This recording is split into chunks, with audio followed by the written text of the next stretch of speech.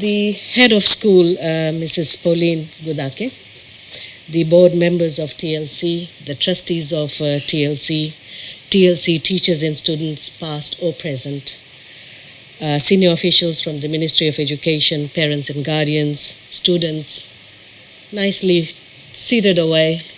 I hope they're enjoying what we are doing here.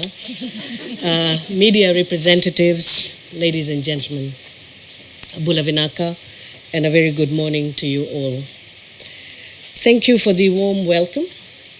I'm pleased to be here this morning to officially open the Refurbished Classrooms at the Learning Center. Good facilities and sound infrastructure, such as renovated classrooms, are important for producing better education outcomes. And this is one area which I have been focusing as the minister responsible for education. I truly believe that if the infrastructure is not good enough, then the students' ambience, study ambience is not right. And they will not be giving in their 100% in concentrating or doing what they love doing. That is, being with their friends and being in this environment. What they need is a good infrastructure. So I am excited to see the classrooms and look forward to taking some pictures so that I can show it to other schools as well, that this is how a classroom should be done. And I've been a very big advocate for classroom settings. I strongly believe that from ECE right up to year 3 or even year 4, the sitting arrangement needs to change, not the way that we put our tables and chairs and we expect students to sit in rows and then learn. There is no interaction amongst them. And interaction amongst kids, our children, is very important because that will build their confidence as well as improve their communication. Not leaving them alone on a table, on a chair and a table. So that structure needs to change. So congratulations to the team for achieving this milestone. Ladies and gentlemen, I pay my deepest respect to the founders of the Learning Center. The philosophy behind this center is exceptional, where the focus is on the liberal education, a broad-based education that teaches skills for life. TLC recognizes there is no single educational method that fits all children, and there is no single pathway to success in education. I understand children at TLC learn and evolve at different pace.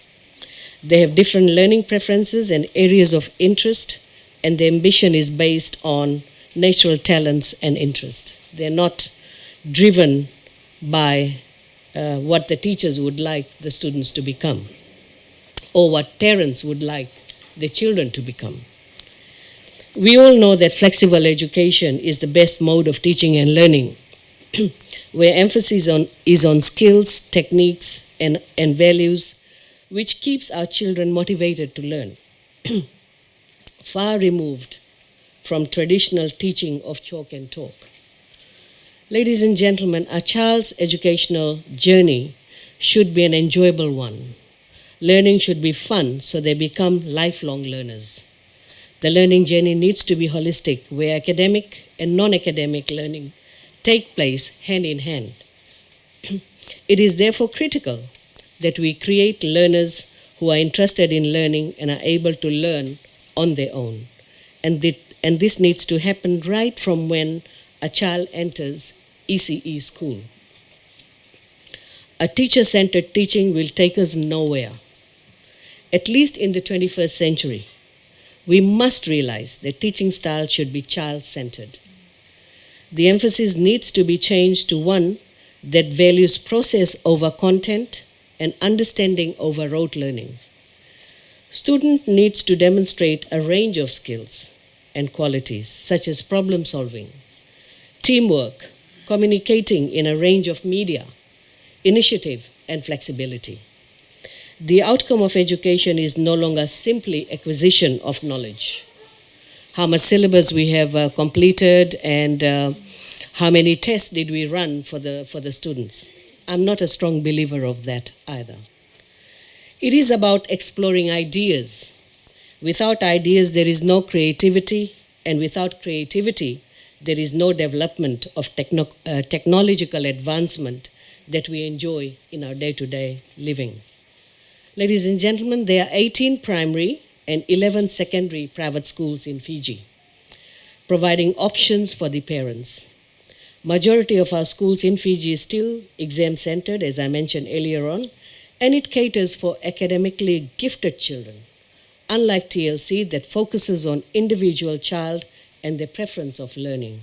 And that's a huge difference between what this private institution is offering as compared to the other schools that we have around the country.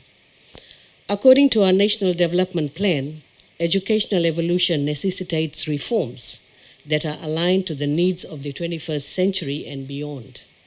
It is therefore important that the education sector in Fiji needs to go through major reform. And sometimes I fear talking about major reform. And you all know why. Just removing of term exams to media and annual exam created a bit of an uproar. And I fail to understand why. Why should children sit for exams every term? What is the value of making our children sit for term 1 exam, where term 1 is barely 12 weeks and 4 weeks goes in this exam? When will they learn? When will they learn? But we have to come up with major reform, and I'll talk to you about that a little later. In the 20th century, the education sector focused on environment and human rights, that is social justice. Whereas in the 21st century, the focus is on innovation and technologies, health and well-being. But that does not mean that we cannot continue with our climate change issues and social justice issues. Ladies and gentlemen, COVID-19 has been a major disruptor. We all know that COVID pandemic has not only disrupted the education sector worldwide, but every sector in the economy. It is rather unfortunate that the less developed countries, including ours, probably dragged the use of ICT in education because of the financial costs, teachers not trained in ICT, and other competing priorities. During pandemic, uptake for ICT increased substantially, and we have seen that increase not only in the teaching field, but also in the private sector where most of the meetings were held through Zoom and other platforms. The pandemic forced countries to consider ICT-enabled learning options. We are no different. Many teachers in school learned how to use different e-platforms. And in some cases, the teachers were taught by their students how to use this platform. So teachers are always not, you know what I'm saying, right? I'll leave it there. The Ministry of Education is working towards increasing the role of ICT in education, and ultimately we intend to offer blended or hybrid learning for our students. We have already recruited the personnel that we needed to drive ICT learning in schools, and just 2 weeks ago I had a one-to-one meeting, and we have set the scope of work for him to deliver. And the first part of the work will be simply a survey of each and every school to understand what kind of technologies they have and whether internet is available in that school. And if internet is not available in the school, then what other options the teachers can use. We need to use these disruptions, in my view, to transform our education sector and bring it in line with how students prefer learning than how teachers prefer teaching. The Fijian government is committed towards education of our children, and its near $1 billion annual budget is evident of this. Through this investment, the government has increased access to schooling at all levels, from kindergarten to tertiary institutions. We have worked relentlessly to eliminate cost as a barrier to education by providing free tuition, bus fares, or textbooks, and even helping the school management committee to maintain the infrastructure as well as to continue providing the teaching and learning resources. And we will continue to invest in education. But when we invest in education, our only request is that the investment should give us very good return.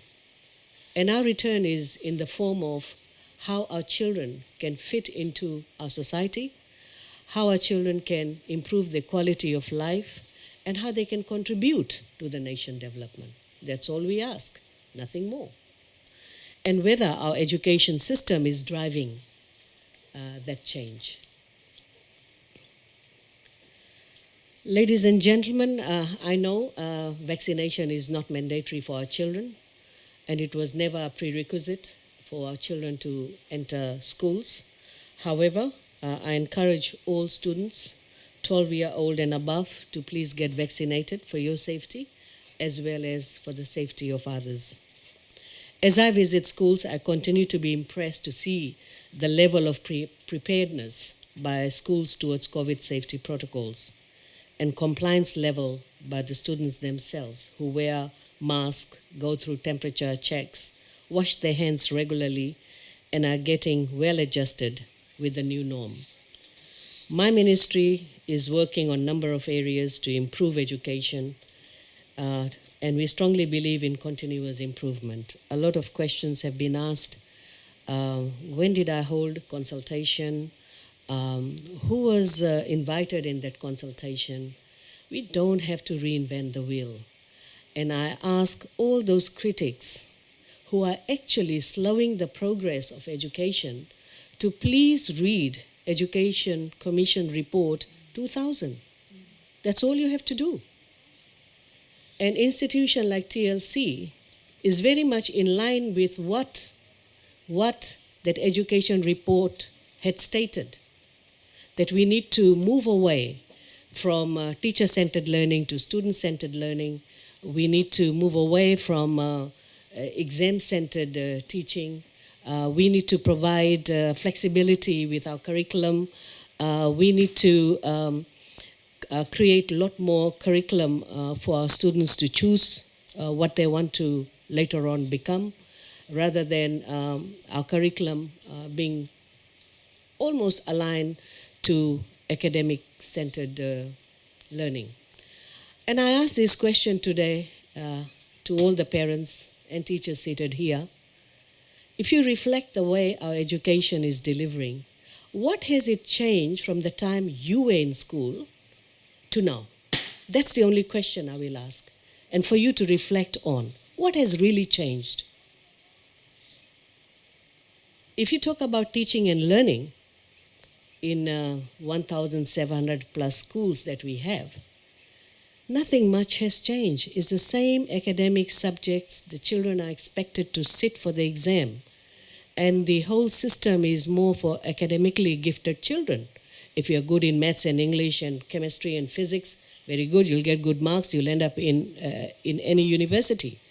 But all our children are not meant for university, and as a nation, we don't want all our children to go to university. We need variety. We need different skill sets in our community. We still need beauticians. We still need electricians. We still need plumbers. We still need construction companies. What are we going to do with just academic line of career? This will create more problem for us as a society. And as it is, we are creating problems for our children because we are forcing them to go academic line and to choose academic line because we don't offer much option to them. So some of the changes that we are bringing about is, of course, starting with ECE. For ECE, we had a policy, but we did not have a curriculum for ECE. We did not have a standard that needs to be followed by any ECE center. We had seen ever since the government started assisting ECE centers, there has been an increase in the number of ECE centers. But when it comes to standard and standard of teaching, that is something which is questionable. And I don't blame them because we have really not, as a ministry, we have really not worked in that area. But the work has started with the help of UNICEF, and hopefully we should be able to roll the new curriculum standards and policies by year 2023, which is next year. Besides that, Australian government through DFAT has assisted ministry in revising our curriculum, and we now have a numeracy and literacy curriculum, and the new curriculum will be introduced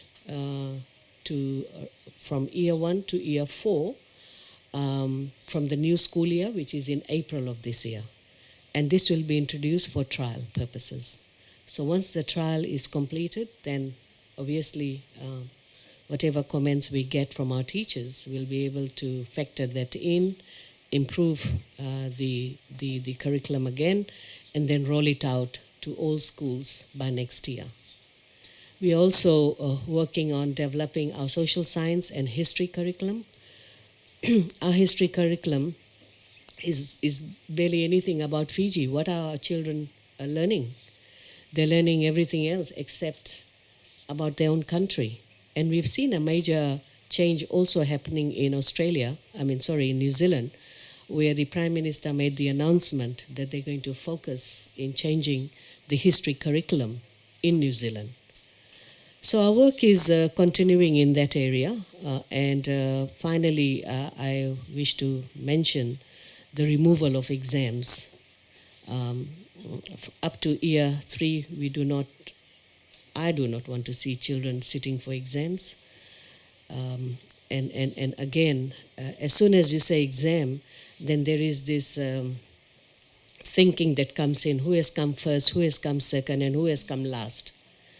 And once we create this system in a school setting when the kids are very young, you can imagine the stress they go through at such a young age. They'll feel that they're not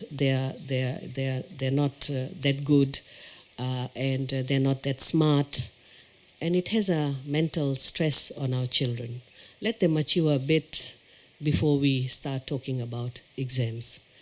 And I finally, I forgot to mention that we will be rolling out civics and moral education. And there'll be a big emphasis on civic and moral education, where we'll be assigning almost 6 hours in a week on civic and moral education. We will be taking away subjects like family life and office technology, which is kind of outdated and it needs to be replaced. So that's what we intend to do. So finally, ladies and gentlemen, I congratulate the school for this fantastic improvement to their facilities, and I'm confident that the students of this school will make full use of it. Also, I congratulate the school for setting a high benchmark in teaching and learning, something that other schools can learn from. So thank you for your hard work, and thank you for taking a different approach to teaching and learning, which really excites me. Vinaka.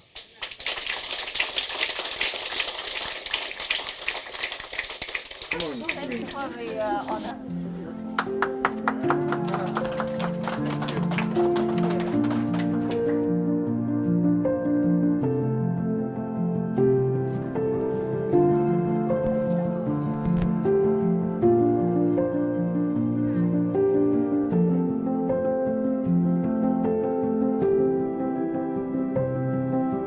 Thank you.